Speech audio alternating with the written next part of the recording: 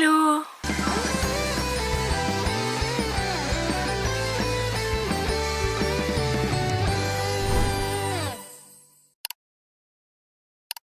Bienvenue dans le 12e épisode des June Vlog Diaries. Il est 11h.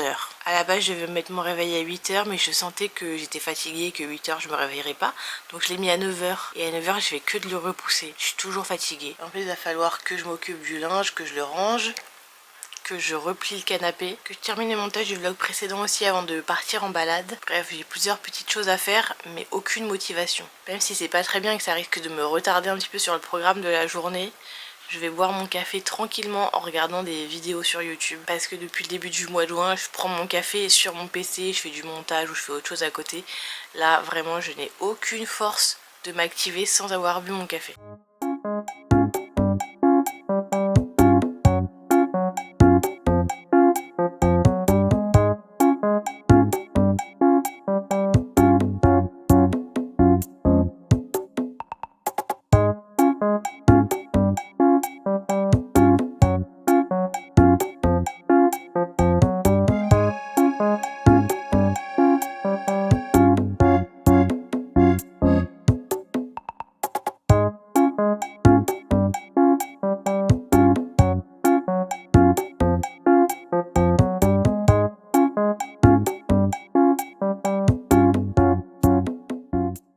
Presque 16h, j'ai pris ma douche mais j'ai remis mon sweat, mon jersey du Roi Lion parce que je l'aime trop. Puis je le porte qu'en intérieur donc il est plutôt propre. Là je vais me préparer mon matcha. Ça y est, maintenant c'est bon, je maîtrise.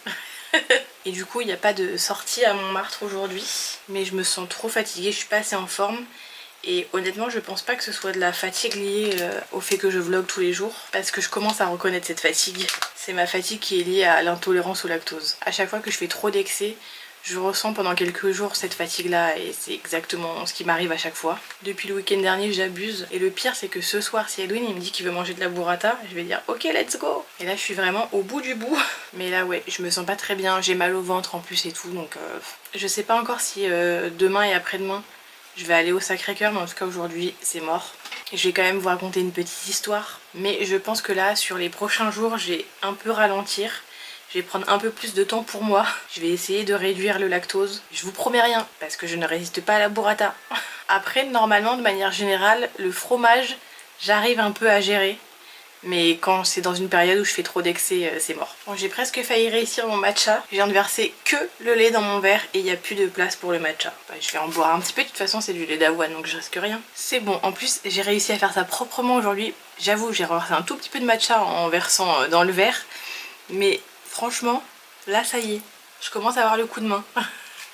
C'est le moment de vous raconter l'histoire du jour et j'ai décidé de me mettre dans mon canapé pour cette fois. Aujourd'hui je vais vous parler d'un endroit qui a complètement disparu à Montmartre, c'est pour ça que je me permets de vous raconter cette histoire depuis chez moi. C'est un endroit qui a existé encore il y a à peine plus d'un siècle. C'est le maquis de Montmartre. Encore une fois, on va remonter à la fin du 19e siècle. À cette époque, Paris s'est agrandi mais le flanc nord de la butte Montmartre est complètement délaissée. On en a parlé hier mais c'est une zone où il y avait les carrières, il y a des terrains vagues et puis franchement le sol qui est vide au-dessous, qui est très en pente. C'était impraticable à ce moment-là pour les promoteurs immobiliers. Mais pour les pauvres qui ont été exclus de la modernisation de Paris par le baron Haussmann, cet endroit-là de Montmartre, il est un peu idéal. Ils vont commencer à s'y installer illégalement et ils vont construire des cabanes avec un peu tout ce qu'ils trouvent, avec de la récupération. Et en quelques années, un vrai village va surgir de terre. Le fameux village de Montmartre dont je parle tout le temps finalement.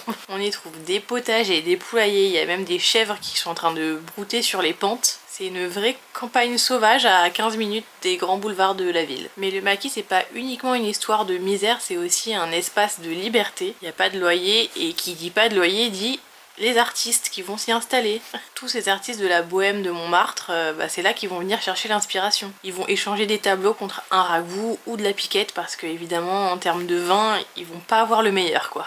Mais le maquis a également sa part d'ombre parce que forcément tout ne peut pas être tout beau tout rose et je pense que c'est déjà loin d'être le cas.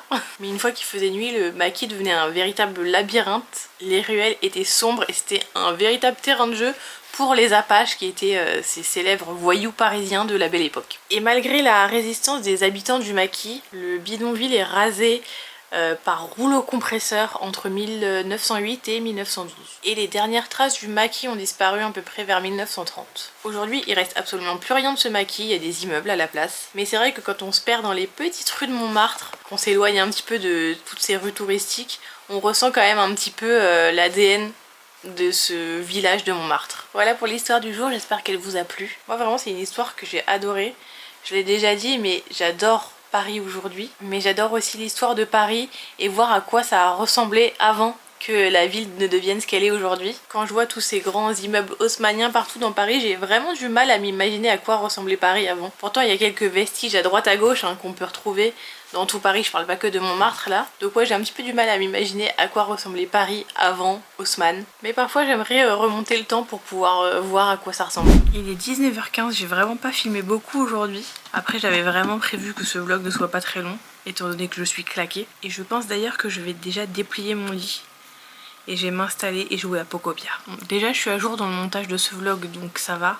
Mais en plus j'ai vraiment la motivation de rien. Quand Edwin va rentrer du boulot, il va falloir que je fasse à manger, mais déjà je sais pas ce que je vais faire. Mais il faut que je me repose un peu avant parce que sinon je serais même pas capable d'aller me lever pour cuisiner. Là je suis vraiment KO. Donc c'est parti, rebelote pour déplier le lit.